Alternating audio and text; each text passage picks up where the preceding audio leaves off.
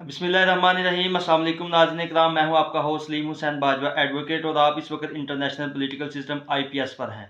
नाज़रीन इकराम, एक लेटेस्ट फैसला ऑनरेबल लाहौर के जज जनाब रहील कामरान साहब का है जो आज आपके साथ डिस्कस करेंगे। ये 2023 LIC पेज है 6888।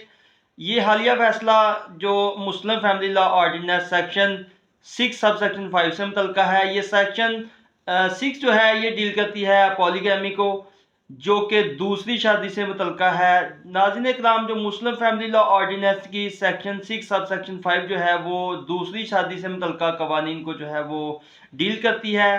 इस सेक्शन के तहत जो भी मर्द दूसरी शादी करना चाहता है उसके लिए ज़रूरी है कि वो अपनी पहली वाइफ से या आर्बिट्रेशन काउंसिल से सेकंड मैरिज के लिए परमिशन लेगा, इजाज़त लेगा। उसके बाद ही वो सेकंड मैरिज जो है वो कर सकता है। अगर वो ऐसा नहीं करता तो इस सेक्शन के तहत जो है उसके खिलाफ एक प्राइवेट कंप्लेंट जो है वो कोर्ट में दायर होती है, जिसमें जो है वो इसको 1 साल की सज़ा और साथ जो है वो जुर्माना भी हो सकता है। अब नाज़रीन इकराम, ये जो हालिया फैसला है ये बड़ा ही इम्पोर्टेंट इस हवाले से है कि ये जो कानून है, क्या इस कानून के तहत सिर्फ उस हस्बैंड को जिसने सेकंड मैरिज की है उसी को सज़ा हो सकती है, कि यहाँ जो उसके सहूलतकार भी थे, यानी कि सहूलतकार इसमें जो निकाह खां है वो भी हो सकता है, निकाह रजिस्ट्रार भी हो सकता है, उस निकाह के गवाह जो हैं ये सारे सहूलतकारों में आते हैं, क्या इनके ऊपर भी ये दफ़ा जो है लागू होती है? इसके ऊपर तफसीली जो है इस जजमेंट के अंदर गुफ्तगू हुई। उसके बाद ऑनरेबल रहील कामरान साहब ने इसके ऊपर जो है वो तफसीली फैसला सादा फरमाया।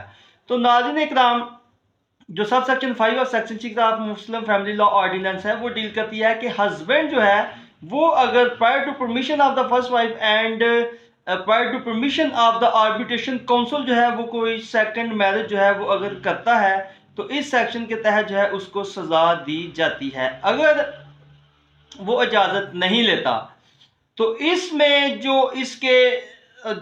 इसके साथ जो जिन्होंने इसमें अमल दखल था, यानी कि निकाह खान, जो सब रजिस्ट्रार वगैरह जो सहूलतकार थे, उनके खिलाफ भी एक प्राइवेट कंप्लेंट जो है हस्बैंड के खिलाफ भी, और ये सारे सहूलतकारों के खिलाफ भी एक प्राइवेट कंप्लेंट जो है वो कोर्ट में आती है।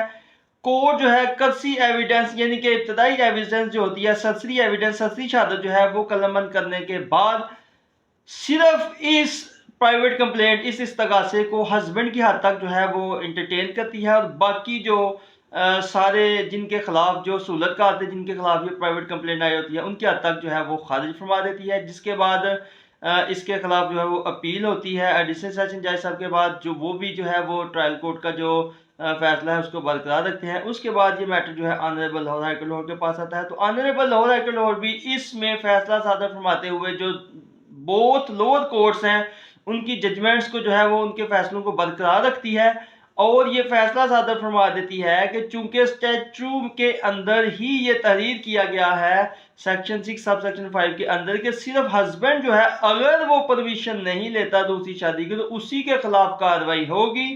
बाकी जो दीगर उसके सहूलतकार थे, निकाह खां था, निकाह रजिस्ट्रार था, या जो गवाह थे, उनके खिलाफ इस सेक्शन के तहत जो है वो किसी किस्म की कार्रवाई नहीं की जा सकती।